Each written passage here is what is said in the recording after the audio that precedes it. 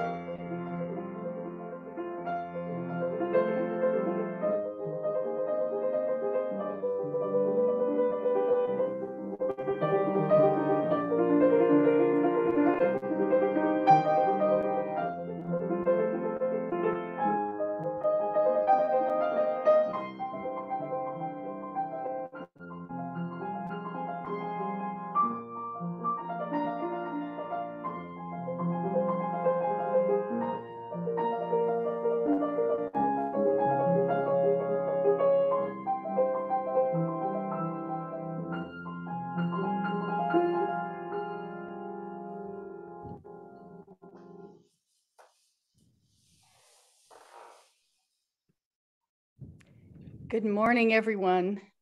Welcome to our online worship this morning. Throughout the month of January, we've been exploring ways in which we can bring more intention into our lives. Living with intention requires us to pause and take stock of where we are before we move forward. And so today we're asking the question, what if pandemic becomes endemic? In other words, what if COVID is a feature of life now and not a bug? We'll be intentionally looking at the questions behind that big question. What if we're forced into new habits, new ways of living and interacting? What if we're already there? What if surviving and thriving is a group project? As Pete and Lynda light our chalice to enter worship this morning, if you have a chalice at home you would like to light along with us, you are invited. Our chalice lighting this morning is Grounding in Our Faith by Reverend Alice. In this time of uncertainty, when everything around us is changing constantly, each day, new developments, rising numbers, changing guidelines, when the world we live in suddenly seems upside down and topsy-turvy, we light our chalice to remind ourselves of our grounding in our faith. We remember that the flaming chalice came into being as a beacon of hope during World War II, a secret symbol that offered help. In the midst of all, we wrapped ourselves in the warm light of a familiar flame, a reminder of the strength that emerges when we come together in community. And our call to worship this morning is "It is Good to Be Together" by Allison Wohler. With thankful hearts, we have come together this morning to celebrate the bounty of the day, to bask in the warmth of this community, to share with friends the tides of our lives, to entertain perennially our hopes for a better future.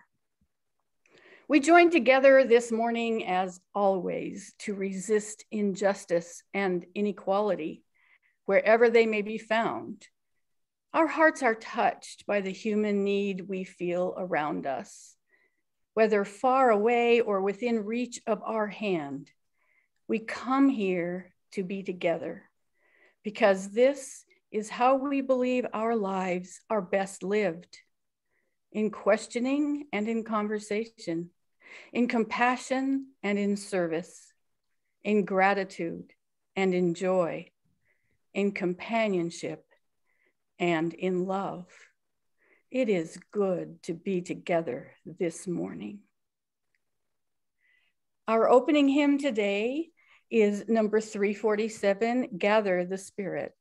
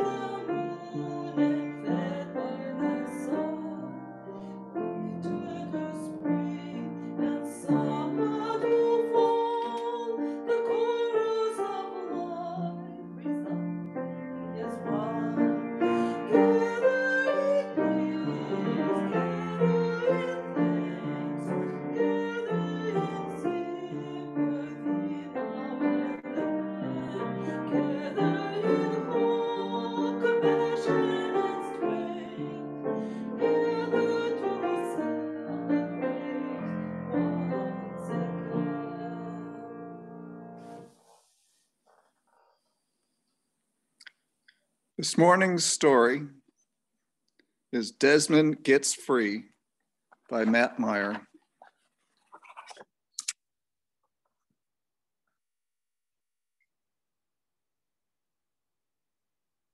Desmond the mouse lived in the most beautiful meadow in all the land.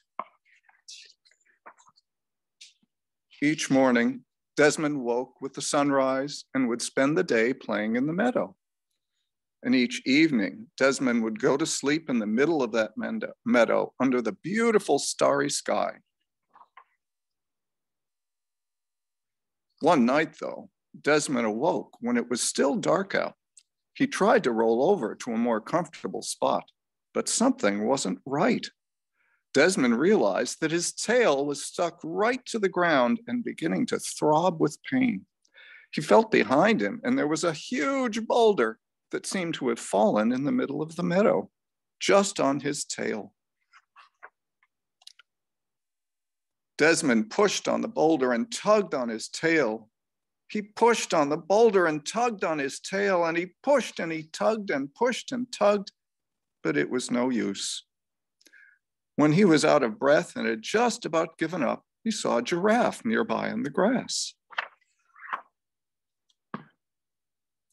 Good news, he thought. Oh, giraffe, Desmond cried. Could you please push the boulder a few inches in the other direction so that I could go free? The giraffe looked at Desmond and laughed the way giraffes do. Silly mouse, said the giraffe. That's no boulder. That's an elephant that's fallen asleep in the middle of the meadow, just on your tail. Well, if you could just wake the elephant and ask him to roll over just a few inches in the other direction, I could go free. Well, replied the giraffe, you know what they say about letting sleeping elephants lie. I find it's best not to get involved in other animals' business. I find it's best to remain neutral in times like this. Desmond quietly replied, well, I do not appreciate your neutrality.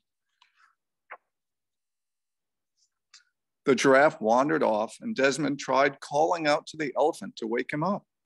But those giant ears were just too far away on the other side of that giant elephant body. So again, Desmond pushed on the elephant and tugged on his tail, and he pushed and he tugged and he pushed and he tugged. When he was out of breath and had just about given up, again, a gazelle wandered by. Oh, gazelle, he cried, oh, gazelle. It seems that an elephant has fallen asleep just on my tail in the middle of this meadow. I'm stuck and it hurts. I wonder if you could gently wake him and ask him to roll over just a few inches in the other direction so that I might go free. Well, said the giraffe, I see your problem there, but you know what they say about letting sleeping elephants lie. I find it's best not to get involved in other animals' business. I find it's best to remain neutral in times like these. Desmond replied, almost to himself this time, I do not appreciate your neutrality. Desmond tried again to call out to the elephant. He tried again to push the giant animal away. He tried again and again to tug his little tail free, but it was no use. When he was out of breath and had just about given up for the last time, he saw another mouse wandering through the meadow. My name is Nelson. Well, Nelson, this giant elephant has fallen asleep just on my tail in the middle of this meadow. I wonder if you might run over and call out into his giant ears and ask him to roll over just a few inches in the other direction so that I could go free, Desmond asked. Of course, said Nelson. Nelson ran all the way to the other end of that giant elephant body and called up to those giant elephant ears at the top of that giant elephant head, but the elephant didn't budge. The elephant heard Nelson's small voice far away, but he felt too comfortable to move. Nelson ran back to Desmond a little out of breath and said, I have an idea. Don't move. He ran off. Oh, I won't, muttered Nelson. A little while later, though, Nelson emerged through the tall grass, and he wasn't alone. Nelson had found 3 other mouse friends to help, and each of them had also brought another 3 friends. The whole group of them ran over to the giant head of that giant elephant. One mouse scrambled up the shoulders of another, and another mouse scrambled up on her shoulders. And then one after another, they climbed up until the whole group of them had formed a long mouse ladder right up the side of the elephant. At last, Nelson climbed up the shoulders of his mouse friends, one on top of the other, until he was way up on that giant elephant head, standing near to that giant elephant ear. "Excuse me," he called out right into that ear.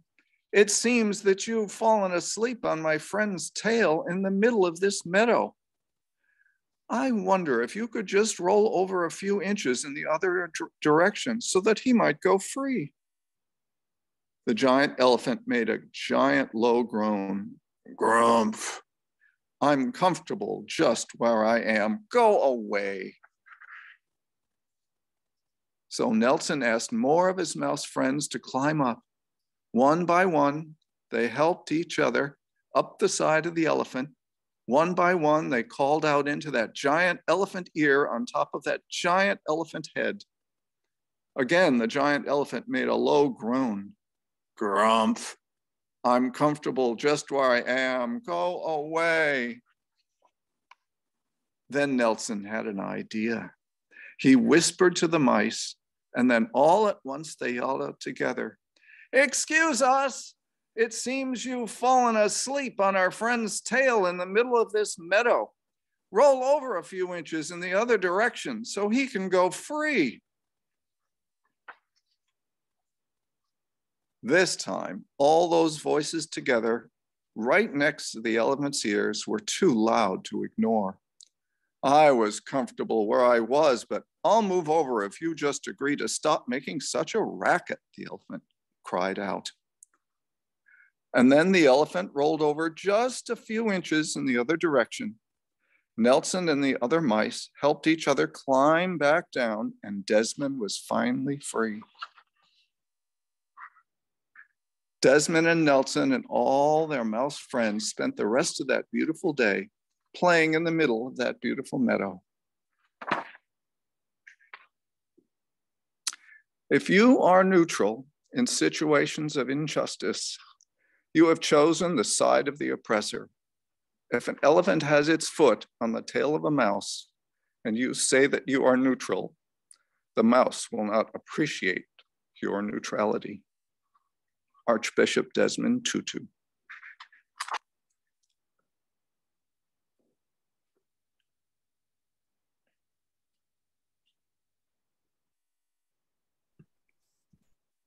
Thank you, Pete.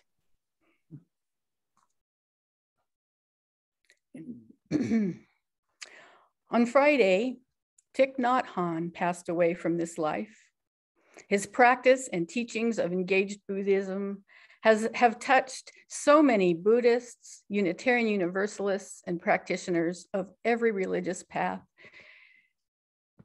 And so, both in honor of the impact that his life had, and because bodhisattvas tend to know a thing or two about death and dying, I'd like to share a story he told in his book, At Home in the World. He says, "I have a disciple in Vietnam who wants to build a stupa for my ashes when I die. He and others want to include a plaque that says, 'Here lies my beloved teacher,' and I told them not to waste the temple land. 'Do not put me in a small pot and put me in there,' I said. 'I don't want to continue like that. It would be better to scatter the ashes outside to help the trees to grow.' I suggested that if they still insist on building a stupa, they have a plaque that says, 'I'm not in here.' But in case people don't get it, they could add a second plaque. 'I'm not out there either.' And if people still don't understand, then you can write on the third plaque, 'I may be found in your way of breathing and walking.'" Oh,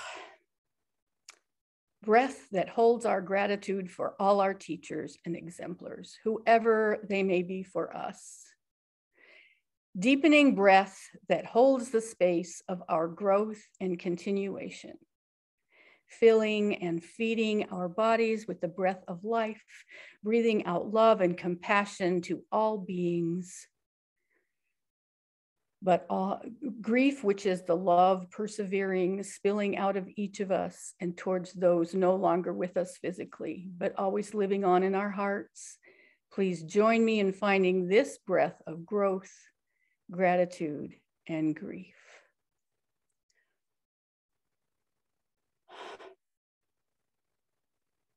Thank you for sharing these breaths with me.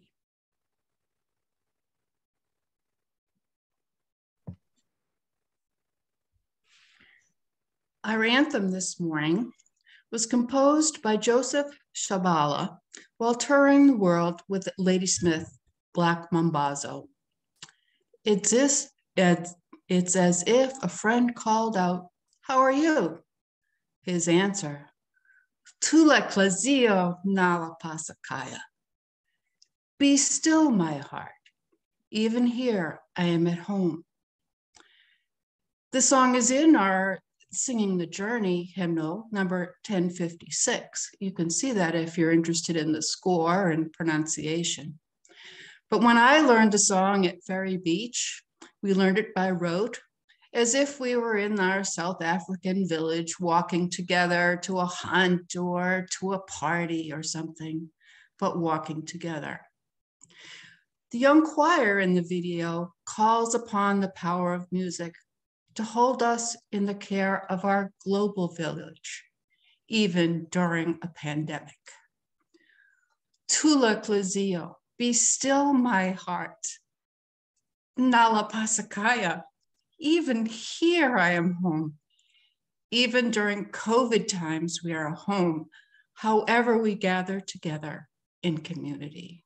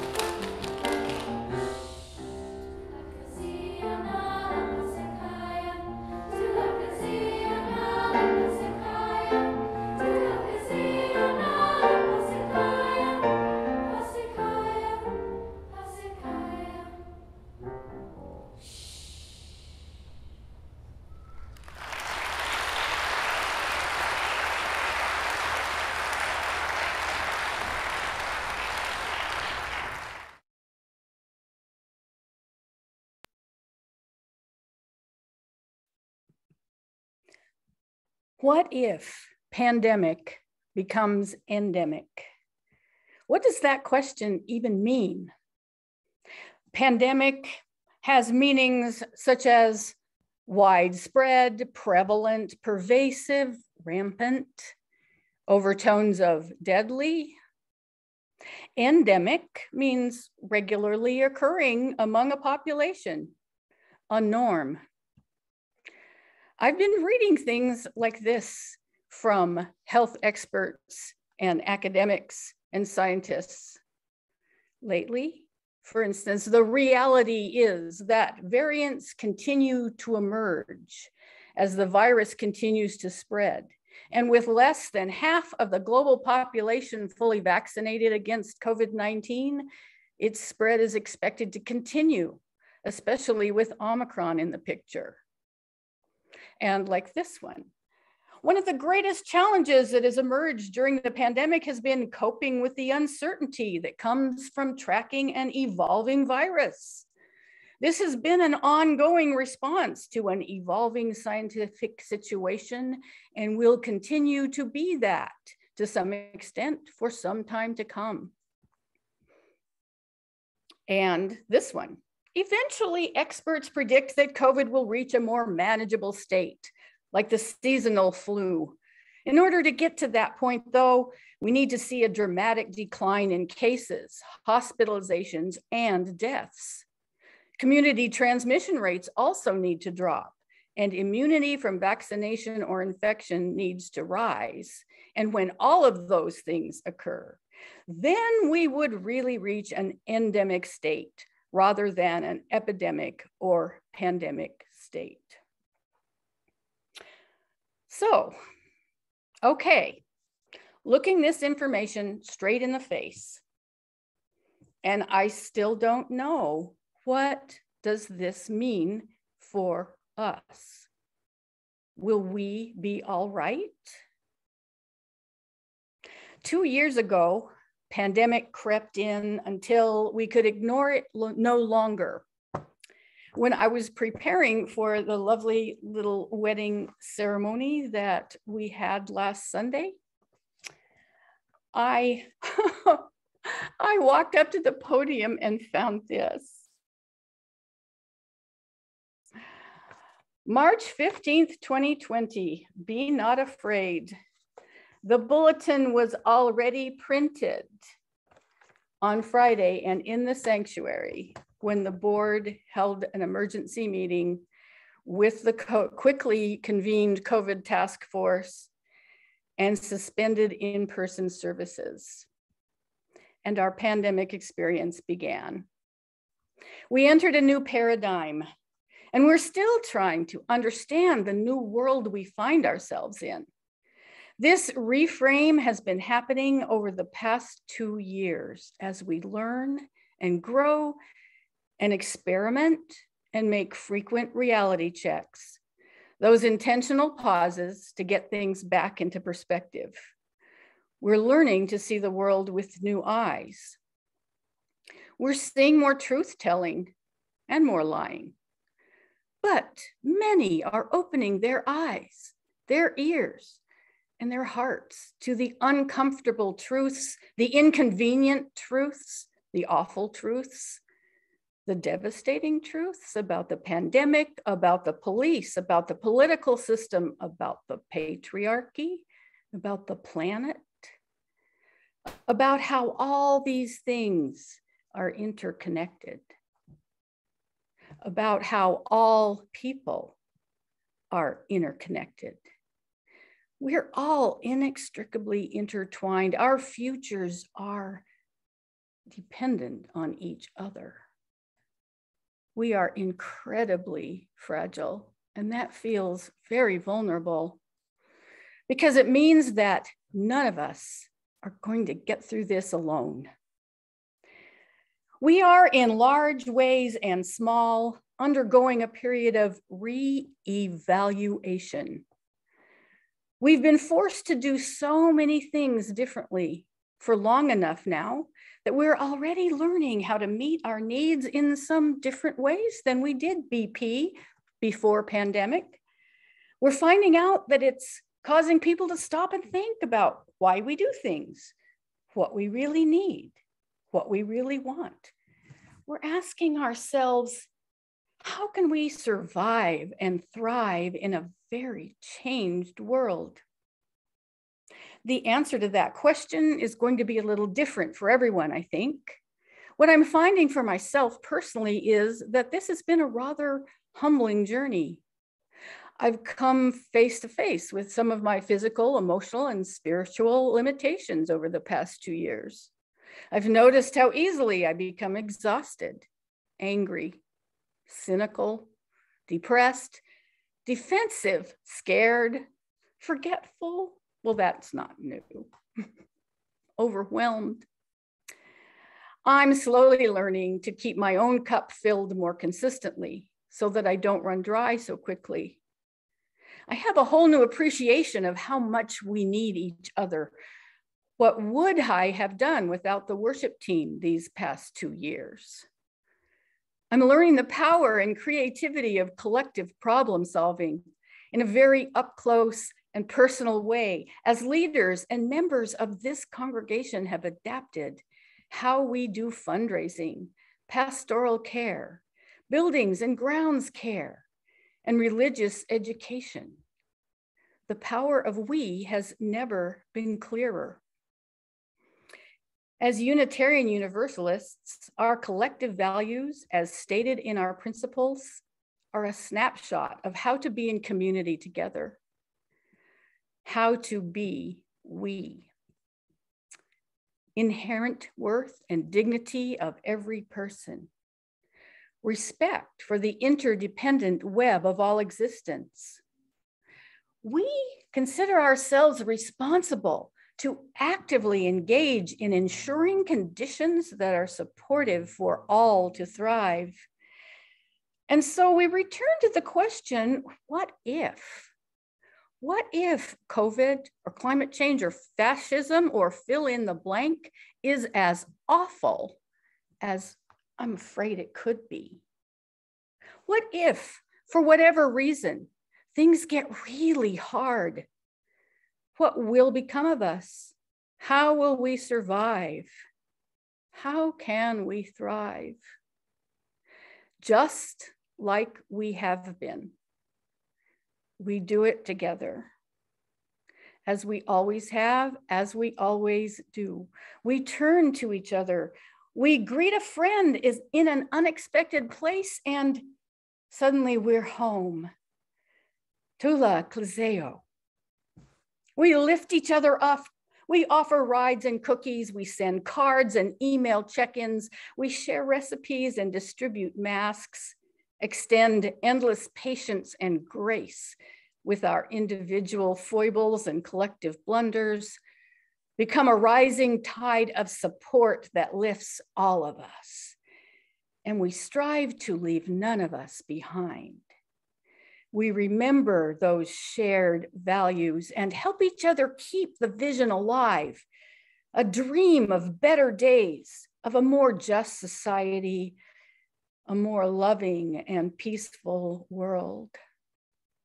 We care about each other. We meet life's challenges together, sharing our stories and laughs, sharing triumphs and heartbreak, checking that people have enough to eat, connecting when and where we can, encouraging each other to remember self-care.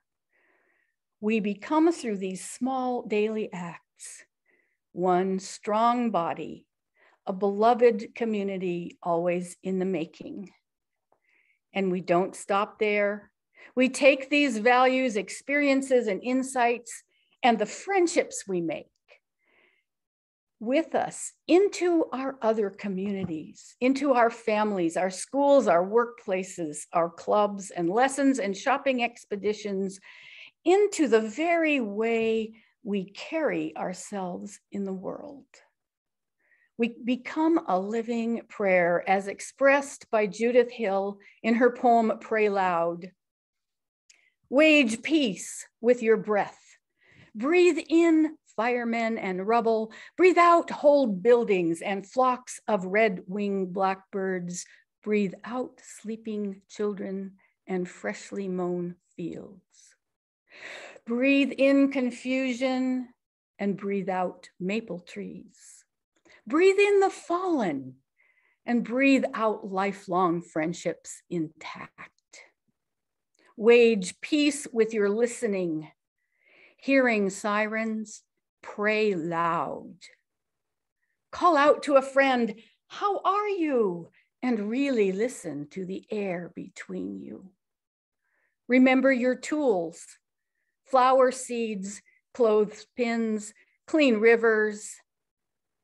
Make soup, play music, memorize the words for thank you in 3 languages. Wage peace with your breath. Breathe in bewilderment and breathe out blessing. Pray loud. Are we okay? Will we be okay? I know this. Together, we can take in whatever life brings us and breathe out blessing. I think it just may be enough, and may it be so. Our January offerings go to Abby's house, one of those many little tipping points that grew into an ongoing light of hope for homeless women and children. Please give as generously as you're able to support our ministry and work in the world. Donation information is in the chat as we enjoy this offertory.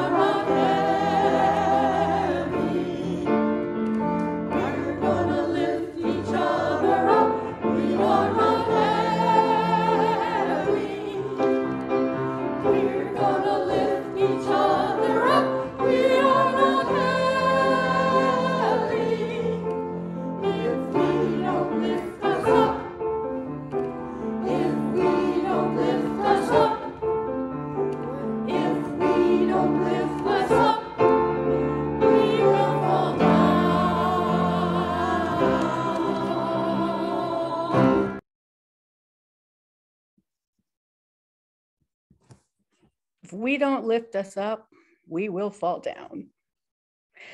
New Day's lyric by Amanda Gorman.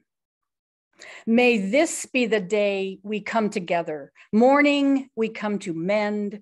Withered, we come to weather. Torn, we come to tend. Battered, we come to better. Tethered by this year of yearning, we are learning that though we weren't ready for this, we have been readied by it. We steadily vow that no matter how we are weighed down, we must always pave a way forward.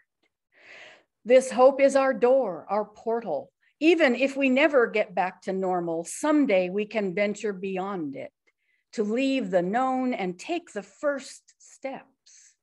So let us not return to what was normal, but reach toward what is next. What was cursed, we will cure. What was plagued, we will prove pure. Where we tend to argue, we will try to agree. Those fortunes we forswore, now the future we foresee. Where we weren't aware, we're now awake. To those moments we missed, those are now the moments we make. The moments we meet and our hearts once all together beaten, now all together beat. Come, look up with kindness yet, for even solace can be sourced from sorrow. We remember not just for the sake of yesterday, but to take on tomorrow. We need this old spirit in a new day's lyric. In our hearts we hear it. For auld lang syne, my dear, for auld lang syne. Be bold, sang time this year, be bold, sang time. For when you honor yesterday, tomorrow ye will find. Know what we've fought need not be forgot, nor for none. It defines us, binds us as one. Come over, join this day just begun, for wherever we come together, we will forever overcome.